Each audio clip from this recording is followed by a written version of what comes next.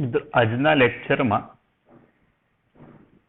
આપણે એમાઇન સંયોજનની બનાવટની પ્રક્રિયામાં ગેબ્રિયલ થેલિમાઇડ સંશ્લેષણ એમાઇન સંયોજનની બનાવટ આપણે આગળ જે ભણી ગયા એક હતું નાઇટ્રો સંયોજનના રિડક્શન દ્વારા, બીજું હતું આપણે આલ્કાઇલ હેલાઇડ સંયોજનનું એમોનોલિસિસ પ્રક્રિયા, ત્રીજું નાઇટ્રાઇલ સંયોજનનું રિડક્શન અને ચોથું એમાઇડ સંયોજનનું રિડક્શન. પાંચમી મેથડમાં ગેબ્રિયલ થેલિમાઇડ સંશ્લેષણ. તો ગેબ્રિયલ સંશ્લેષણ પ્રાથમિક એમાઇન સંયોજનની બનાવટમાં ઉપયોગી થાય છે. ધ્યાન આપજો, આપણે પ્રક્રિયાની અંદર જે પ્રમાણે લખીએ એ પ્રમાણે તમારે પરીક્ષામાં લખાણ લખવાનું. તો આ એક થેલિમાઇડ છે. તો આ થેલિમાઇડ કેવી રીતના બની શકે તમારે પરીક્ષામાં લખવાનું નથી, ખાલી આપણી સમજૂતી માટે છે. તો આ એક બેન્ઝીન ઉપર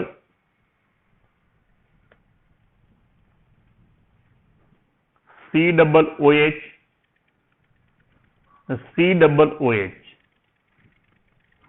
આને કહેવાય ફેલિક એસિડ તરીકે ઓળખવામાં. એ ફેલિક એસિડની એમોનિયા સાથે આપણે પ્રક્રિયા કરીએ, આ બંનેમાંથી કોઈ પણ કાર્બોક્સિલિક એસિડ સાથે એમોનિયાની પ્રક્રિયા થાય, કાર્બોક્સિલિક સમૂહ સાથે, તો અહીંથી OH અહીંથી H, એની અંદરથી H2O છૂટા પડે. આ રીતે ફેલિક એસિડમાં એક એમાઇડ સમૂહ દાખલ થાય, CONH2, નહીં આપણે COOH. આને આપણે ઊંચા તાપમાને જ્યારે ગરમ કરવામાં આવે ત્યારે અહીંથી OH અને H, તેની અંદરથી H2O છૂટા પડે. H2O છૂટા પડે તો બેન્ઝીન ઉપર આ રીતે C દ્વિબંધ O, C દ્વિબંધ O, એટલે આ હતા તે. અહીંથી એક H અને OH H2O છૂટા પડે તો બાકી રહેશે NH. તો આ રીતે થેલિક એસિડમાંથી થેલિમાઇડ બનાવી શકાય. આ માત્ર આપણી સમજૂતી માટે છે, તમારે આને પરીક્ષામાં લખવાનું નથી. હવે ધ્યાન આપજો, થેલિમાઇડની ઇથેનોલિક પોટેશિયમ હાઇડ્રોક્સાઇડ સાથે આપણે પ્રક્રિયા કરીએ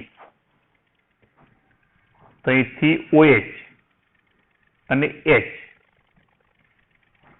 તો મિત્રો H2O છૂટા પડશે. આ રીતે થેલિમાઇડનું પોટેશિયમ ક્ષાર આપણને મળશે. C દ્વિબંધ O, C દ્વિબંધ O,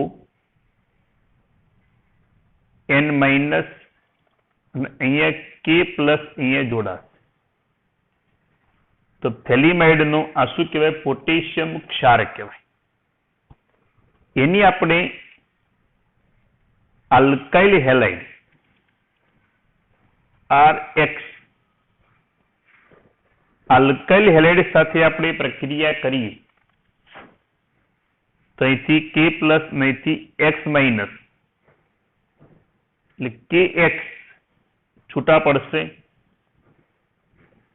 આપણને જે નિપજ મળશે આ રીતે C દ્વિબંધ O,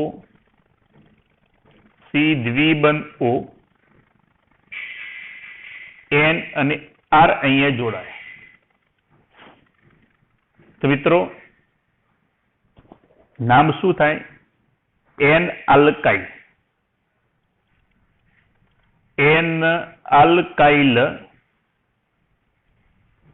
થેલિમાઇડ,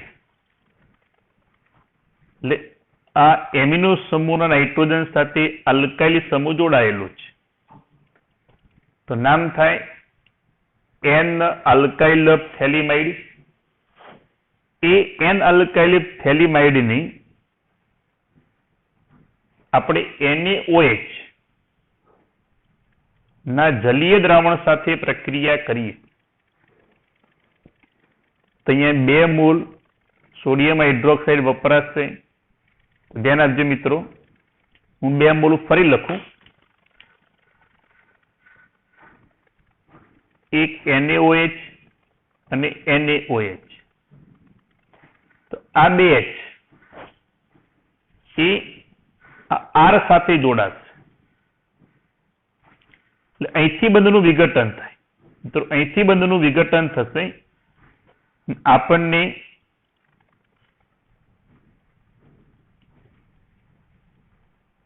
C દ્વિબંધ O અહીંથી H અને IH એ આની સાથે જોડાઈ આ રીતે RNH2 માં રૂપાંતર થાય. બાકી શું વધે? ONA. આ રીતે ONA આપણને નિપજમાં રૂપાંતર થાય, પ્રાથમિક એમાઇન આપણને મળે. કયો એમાઇન કહેવાય? 1 ડિગ્રી એમાઇન આપણને આ રીતે મળશે, એમાઇન.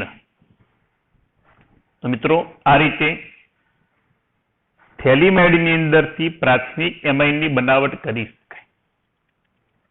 અને શું કહેવાય? થેલિક એસિડનો સોડિયમ ક્ષાર. કારણ કે આ થેલિક એસિડ હતા, અહીંયા H ને બદલે જોડાયા સોડિયમ, માટે નામ શું આપ્યું? થેલિક એસિડનો સોડિયમ ક્ષાર તરીકે ઓળખવામાં આવે. તો ફરી ધ્યાન આપો મિત્રો, આપણે થેલિમાઇડની લખાણ જો સમીકરણમાં જે લખ્યું હોય એ આપણે લખાણ સ્વરૂપે લખવાનું. થેલિમાઇડની ઇથેનોલિક પોટેશિયમ હાઇડ્રોક્સાઇડ સાથે પ્રક્રિયા કરતા આ રીતે થેલિમાઇડનો પોટેશિયમ ક્ષાર મળશે. એની આલ્કાઇલ હેલાઇડ સાથે પ્રક્રિયા કરતા એન આલ્કાઇલ થેલિમાઇડ મળશે, જેની સોડિયમ હાઇડ્રોક્સાઇડના જલીય દ્રાવણ સાથે અથવા આલ્કલીના જલીય દ્રાવણ સાથે પ્રક્રિયા કરતા આ પ્રમાણે પ્રાથમિક એમાઇન મળશે. કયો પ્રાથમિક એમાઇન? આલ્કાઇલ. આલ્કાઇલ એમાઇનમાં રૂપાંતર થાય. મિત્રો ખાસ ધ્યાન આપજો, આની મર્યાદા કઈ? કે આની અંદરથી એરોમેટિક પ્રાથમિક એમાઇન મેળવી શકાતા નથી. કારણ ધ્યાન આપજો, ધારો કે આપણે R ને બદલે એરાઇલ સમૂહ લઈએ, તો મિત્રો આપણે જાણીએ છીએ આલ્કાઇલ હેલાઇડ કરતા એરાઇલ હેલાઇડમાં આ જે બંધન લંબાઈ જે એ બંધ લંબાઈ ટૂંકી અને હંમેશા પ્રબળ હોય. એટલે આલ્કાઇલ હેલાઇડની અંદર હેલોજનમાં જે બંધ લંબાઈ જે રહી એના કરતા એરાઇલ હેલાઇડમાં આ બંધ લંબાઈ ટૂંકી અને હંમેશા પ્રબળ હોય. માટે આ જે ઋણાયન બને, જેમ કે K+ દૂર થાય, તો આ ઋણાયન વડે એરાઇલ હેલાઇડની કેન્દ્રાનુરાગી વિસ્થાપન પ્રક્રિયા થઈ શકતી નથી. કારણ કે આલ્કાઇલ હેલાઇડ કરતા એરાઇલ હેલાઇડની અંદર અહીંયા જે કાર્બન હેલોજન વચ્ચે જે બંધ હોય એ બંધ હંમેશા પ્રબળ અને ટૂંકો હોય. પરિણામે એરાઇલ હેલાઇડની આપણે થેલિમાઇડના પોટેશિયમ ક્ષાર સાથે પ્રક્રિયા કરીએ તો આ ઋણાયન એટલે કેન્દ્રાનુરાગી પ્રક્રિયા કહેવાય. એના વડે એરાઇલ હેલાઇડમાંથી હેલોજનનું વિસ્થાપન થઈ શકતું નથી. મતલબ ધારો કે અહીંયા બેન્ઝીન હોય તો બેન્ઝીન ઉપર Cl નામ શું થાય? ક્લોરોબેન્ઝીન કહેવાય. તો ક્લોરોબેન્ઝીનમાં બંધ લંબાઈ ટૂંકી ને પ્રબળ હોય તો ક્લોરોબેન્ઝીનમાંથી આ Cl નું વિસ્થાપન આ કેન્દ્રાનુરાગી પ્રક્રિયક વડે થઈ શકતું નથી. માટે અહીંયા બેન્ઝીન ચક્ર જોડાઈ શકશે નહીં. બેન્ઝીન ચક્ર ન જોડાય તો આપણને એરોમેટિક પ્રાથમિક એમાઇન મેળવી શકાતા નથી. મિત્રો આ લખાણમાં ખાસ લખજો, એની મર્યાદા શું થાય. તો આ રીતે લખાણ જે રહ્યું એ લખાણ સમીકરણમાં આપણે જે દર્શાવ્યું એ સમીકરણ સ્વરૂપે જ આપણે લખાણ લખવાનું છે. મર્યાદા મેં કીધી એ પ્રમાણે એરોમેટિક પ્રાથમિક એમાઇન મેળવી શકાતા નથી, કારણ કે આલ્કાઇલ હેલાઇડ કરતા એરાઇલ હેલાઇડમાં આ બંધ ટૂંકો અને હંમેશા પ્રબળ હોય. પરિણામે ક્લોરોબેન્ઝીનમાંથી આ Cl નું વિસ્થાપન કેન્દ્રાનુરાગી પ્રક્રિયા એટલે આ ઋણાયન જે રહ્યો એના વડે થઈ શકતું નથી. ક્લિયર મિત્રો? તો આ રીતે ગેબ્રિએલ સંશ્લેષણ પ્રાથમિક એમાઇન સંયોજનની બનાવટમાં ઉપયોગી છે. ત્યારબાદ જોઈએ આપણે હોફમેન બ્રોમાઇડ વિઘટન. તો હોફમેને એમાઇડ સંયોજનની એમાઇડ, જેના જો શબ્દ એમાઇડ જ સંયોજનની સોડિયમ હાઇડ્રોક્સાઇડના જલીય અથવા ઇથેનોલીય દ્રાવણમાં બ્રોમિન સાથે પ્રક્રિયા કરી પ્રાથમિક એમાઇન સંયોજનો બનાવવાની પદ્ધતિ વિકસાવી હતી. હું સમજાવું તમને. આપણે આ પ્રક્રિયામાં જો RC દ્વિબંધ O NH2 આને કહેવાય એમાઇડ. એની આપણે સોડિયમ હાઇડ્રોક્સાઇડના જલીય દ્રાવણમાં બ્રોમિન સાથે આપણે એની પ્રક્રિયા કરીએ, ગરમ કરીએ તો આની અંદરથી એક ઓછા કાર્બન ધરાવતો પ્રાથમિક એમાઇન RNH2 મળશે. છૂટા શું પડશે? Na2CO3, સોડિયમ બ્રોમાઇડ NaBr અને H2O. સમીકરણ બેલેન્સ કરાવવું ધ્યાન આપજો. R1 તો R1 જ છે. બ્રોમિન કેટલા? 2. એ કેટલા? 1. તો એ 2 વડે ગુણી કાઢીએ આપણે તો બ્રોમિન બેલેન્સ થઈ ગયા. સોડિયમ કેટલા થયા? 2 ને 2 4. તો આપણે એ 4 વડે ગુણી કાઢી તો સોડિયમ બેલેન્સ થઈ ગયા. NH2 હતા જ. હવે વિચારીએ આપણે ઓક્સિજન. તો ઓક્સિજન કેટલા થાય મિત્રો? ધ્યાન આપો. 4 અને 1 5. કેટલા? 4 અને 1 5. એ કેટલા છે? 3.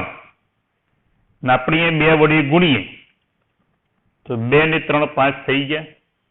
એટલે સમીકરણ બેલેન્સ. તો હવે લખાણમાં જો આ એમાઇડ સંયોજનોની સોડિયમ હાઇડ્રોક્સાઇડના જલીય દ્રાવણમાં બ્રોમિન સાથે પ્રક્રિયા કરી આ રીતે પ્રાથમિક એમાઇન RNH2 મેળવી શકાય. આ વિઘટન પ્રક્રિયામાં શું થયું? તો એમાઇડ સમૂહના અને કયો કહેવાય? કાર્બોનિલ સમૂહ કહેવાય. કાર્બન સાથે ઓક્સિજન દ્વિબંધથી જોડાયેલો હોય તેને કાર્બોનિલ સમૂહ કહેવાય. એ કાર્બન ઉપર આ કયો સમૂહ જોડાય? તો આલ્કાઇલ પણ હોય અથવા એરાઇલ પણ હોય.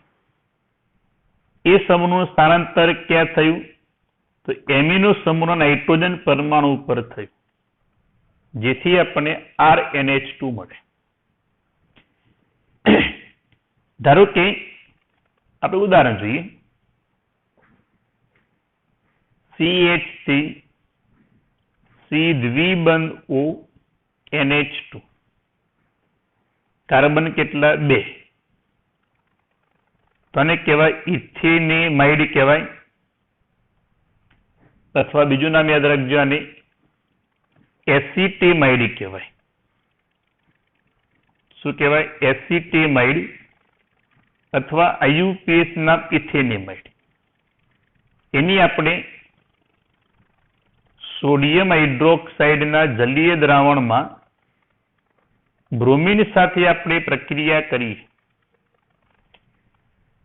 તો ધ્યાન આપજો. આ કયો સમૂહ કહેવાય મિત્રો? કાર્બોનિલ સમૂહ કહેવાય. એ કાર્બોનિલ સમૂહના કાર્બન સાથે જોડાયેલો આલ્કાઇલ સમૂહ. આલ્કાઇલ સમૂહનું સ્થાનાંતર એમિનો સમૂહના નાઇટ્રોજન પરમાણુ પર થાય છે. તો આ રીતે CH3NH2 નામ શું થાય ને? મિથેનેમાઇન. છૂટા શું પડશે? Na2CO3 NaBr અને H2O. મેં કીધું બ્રોમિનની સંખ્યા 2, સોડિયમ થયા 4, ઓક્સિજન આગળ સમજાય પ્રમાણે 5, તો આપણે 2 વડે ગુણી. તો આ રીતે ઇથેનેમાઇડમાંથી મિથેનેમાઇન મળે.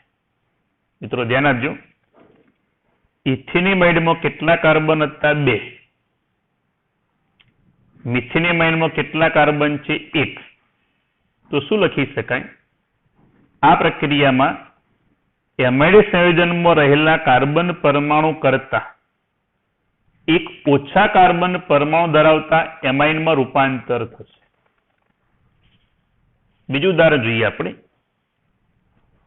જો બેન્ઝીન ઉપર C દ્વિબંધ O NH2 અને શું કહેવાય? બેન્ઝેમાઇડ કહેવાય.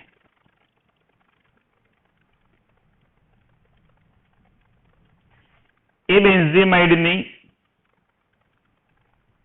સોડિયમ હાઇડ્રોક્સાઇડના જલીય દ્રાવણમાં બ્રોમિન સાથે આપણે પ્રક્રિયા કરીએ તો બેન્ઝેમાઇડમાં આ કયો સમૂહ કહેવાય? કાર્બોનિલ સમૂહ કહેવાય. એમાં કાર્બન સાથે જોડાયેલો આ એરાઇલ સમૂહ એ એમિનો સમૂહના નાઇટ્રોજન પરમાણુ પર સ્થાનાંતર થઈ આ રીતે બેન્ઝીન ઉપર NH2 છૂટા પડશે. આગળ સમજાય પ્રમાણે Na2CO3 plus NaBr plus H2O. સોડિયમની સંખ્યા અહીંયા બ્રોમિન 2 હતા, એટલે 2 બ્રોમિન કરવા માટે આપણે 2 વડે ગુણ્યા સોડિયમ થયા 4. તો ઓક્સિજન બેલેન્સ કરવા માટે આપણે 2 વડે ગુણીએ. તો આ રીતે એમાં શું મેળવી શકાય? એનિલિન અથવા નામ શું થાય? બેન્ઝેનેમાઇડ. તો આ રીતે બેન્ઝેમાઇડમાં એક ઓછા કાર્બન ધરાવતા એનિલિનમાં રૂપાંતર થશે. તો આ રીતે હોફમેન વિઘટન દ્વારા પ્રાથમિક એમાઇનની બનાવટ કરી શકાય. ઘણીવાર મિત્રો પરીક્ષાની અંદર 2 માર્કની અંદર અથવા 3 માર્કમાં હોફમેન પ્રક્રિયા સમજાવો અથવા પરિવર્તનની અંદર પણ ખાસ ધ્યાન આપજો. આ પ્રક્રિયામાં એમાઇડમાં જે કાર્બનો હોય તેના કરતા એક ઓછા કાર્બન ધરાવતા એમાઇનમાં રૂપાંતર થશે. ક્લિયર મિત્રો? તો આપણે એમાઇનની બનાવટ કેટલી સમજાવી તમને? મેં ટોટલ 6 થઈ. એક નાઇટ્રો સંયોજનના રિડક્શન દ્વારા, બીજી એમોનોલિસિસ પ્રક્રિયા દ્વારા, ત્રીજી નાઇટ્રાઇલના રિડક્શન દ્વારા, ચોથી એમાઇડના રિડક્શન દ્વારા, પાંચમી ગેબ્રિયલ થેલેમાઇડના સંશ્લેષણ દ્વારા, અને છઠ્ઠી આપણે સમજાવી તમને હોફમેન બ્રોમાઇડના વિઘટન દ્વારા. ક્લિયર મિત્રો? આ બધી જ 2 થી 3 વાર લખીને તૈયાર કરી નાખજો. તેથી આપણે કેટલાક પ્રશ્નો જોઈએ. નીચે દર્શાવેલા પરિવર્તનો માટે રાસાયણિક સમીકરણ લખો. પહેલું CH3CH2Cl લખીએ આપણે. CH3CH2Cl આને કહેવાય ઇથાઇલ ક્લોરાઇડ. ઇથાઇલ ક્લોરાઇડની અંદરથી CH3CH2CH2NH2 પ્રોપેનેમાઇન. તો ઇથાઇલ ક્લોરાઇડમાં કાર્બન કેટલા? 2. અહીંયા કાર્બન કેટલા? 3. મતલબ આપણે એક વધુ કાર્બન ધરાવતા એમાઇનમાં રૂપાંતર કરવાનું છે. તો એક વધુ કાર્બન મોટે ભાગે પ્રક્રિયાઓમાં ઇથેનોલિક સોડિયમ સાયનાઇડ અથવા પોટેશિયમ સાયનાઇડ સાથે આપણે પ્રક્રિયા કરવાથી મેળવી શકાય. તો સોડિયમ અને Cl, તેની અંદરથી NaCl છૂટા પડે. તો CH3 CH2 અને Cn, એક કાર્બન દાખલ થયો, નામ થાય પ્રોપેન નાઇટ્રાઇલ. આ સાયનાઇડ સમૂહ દાખલ થયો. એ સાયનાઇડ સમૂહનું આપણે ગયા લેક્ચરની અંદર સમજાવ્યું હતું કે લિથિયમ એલ્યુમિનિયમ હાઇડ્રાઇડ અથવા ઉદ્દીપકીય હાઇડ્રોજનેશન આપણે કરીએ તો એ સાયનાઇડનું રૂપાંતર આ રીતે એમાઇનમાં થાય. તો CH3CH2 અને NH2. આ રીતે સાયનાઇડનું રૂપાંતર CH2NH2 માં થયું, જે આપણે ગયા લેક્ચરમાં સમજાવ્યું. તો આ રીતે પ્રોપેન 1 એમાઇન મેળવી શકાય. એવું જ એક પરિવર્તન C6H5CH2Cl. C6H5CH2Cl નામ થાય બેન્ઝાઇલ ક્લોરાઇડ. એમાંથી આપણે આ મેળવવાનું છે. જો અહીંયા CH2 એક હતા, CH2 2, એટલે એક કાર્બનનો વધારો થયો. તો ઉપરની જેમ જ એને આપણે ઇથેનોલિક સોડિયમ સાયનાઇડ સાથે પ્રક્રિયા કરીએ તો NaCl એમાંથી છૂટા પડે. C6H5CH2Cn. તો આને એક કાર્બન, બીજો કાર્બન, તો લખાઈને કયો સમૂહ કહેવાય? ફિનાઇલ. તો ફિનાઇલ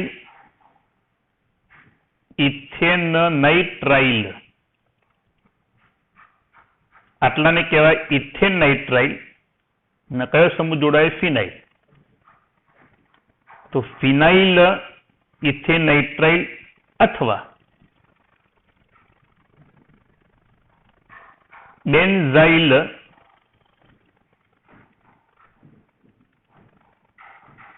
સાયનાઇડ. જેમ બેન્ઝાઇલ ક્લોરાઇડ, Cl ને બદલે સમૂહ દાખલ થયો CN સાયનાઇડ, તો નામ થયું બેન્ઝાઇલ સાયનાઇડ. અને એનું આપણે લિથિયમ એલ્યુમિનિયમ હાઇડ્રાઇડ વડે અથવા ઉદ્દીપકની હાજરીમાં આપણે રિડક્શન પ્રક્રિયા કરીએ તો C6H5CH2 આ Cn નું રૂપાંતર થાય CH2NH2 માં, તો 1 અને 2 તો નામ લખાય 2-phenyl ઇથેનેમાઇન. નામ લખીએ આપણે 2-phenyl ઇથેનેમાઇન દર્શાવી શકાય. તો આ રીતે એનું નિપજમાં આપણે બેન્ઝાઇલ ક્લોરાઇડની અંદરથી 2-phenyl ઇથેનેમાઇન મેળવી શકાય. ક્લિયર મિત્રો? તો આવા પરિવર્તન પણ પરીક્ષામાં પૂછાઈ શકે. હવે આપણે કેટલાક પ્રશ્નોના જવાબ કે નીચે દર્શાવેલા સંયોજનના બંધારણોના IUPAC નામ લખો. ધ્યાન આપજો. ચલો, એમાઇડ સંયોજન કે જે હોફમેન બ્રોમાઇડ પ્રક્રિયા દ્વારા પ્રોપેનેમાઇન આપે છે. એટલે આપણને શું મળે? પ્રોપેનેમાઇન. CH3CH2CH2NH2 પ્રોપેનેમાઇન. કઈ પ્રક્રિયા દ્વારા? હોફમેન દ્વારા. ધ્યાન આપજો. હોફમેન પ્રક્રિયા દ્વારા જો પ્રોપેનેમાઇન મળે તો એ એમાઇડ સંયોજન કયું હશે જેથી આપણને એમાંથી પ્રોપેનેમાઇન મળે? તો મિત્રો ખાસ મેં સમજાવ્યું હતું, હોફમેન પ્રક્રિયામાં એક ઓછા કાર્બન ધરાવતો એમાઇન મળે. તો આપણને જે એમાઇન મળે પ્રોપેનેમાઇન, એમાં કાર્બન કેટલા? 4. તો એમાઇડમાં કાર્બન કેટલા હશે? સોરી, આની અંદર કાર્બન 3 છે. સોરી મિત્રો, કાર્બન કેટલા? 3. તો એમાઇડમાં કાર્બન કેટલા હશે? તો 4 હશે. તો જ એક ઓછા કાર્બન ધરાવતા પ્રોપેનેમાઇનમાં રૂપાંતર થાય. તો એમાઇડ સંયોજન કયું? તો CH3CH2CH2C દ્વિબંધ ONH2. એની અંદરથી હોફમેન પ્રક્રિયા દ્વારા એક ઓછા કાર્બન ધરાવતા પ્રોપેનેમાઇનમાં રૂપાંતર થાય. તો આ ઘટક એમાઇડ સંયોજન હશે. એનું IUPAC નામ શું લખાય મિત્રો? બ્યુટેનેમાઇડ. કાર્બન 1, 2, 3, 4 જે બ્યુટેનેમાઇડ, એનું IUPAC નામ થાય. ક્લિયર મિત્રો? બીજો પ્રશ્ન કયો? એમાઇડ સંયોજન કે જે બેન્ઝેમાઇડની હોફમેન વિઘટન પ્રક્રિયાથી બને છે. તો બેન્ઝેમાઇડની હોફમેન વિઘટન પ્રક્રિયાથી બેન્ઝીન ઉપર CONH2 એની હોફમેન પ્રક્રિયા દ્વારા એક ઓછા કાર્બન ધરાવતો એમાઇન મળે. તો કયો મળશે? NH2 મળે. એમાઇન સંયોજન એટલે એમાઇન સંયોજન કે જે બેન્ઝેમાઇડની હોફમેન પ્રક્રિયાથી મળે. તો આ એમાઇનનું નામ શું દર્શાવી શકાય? તો એનિલીન અથવા બેન્ઝીનેમાઇન.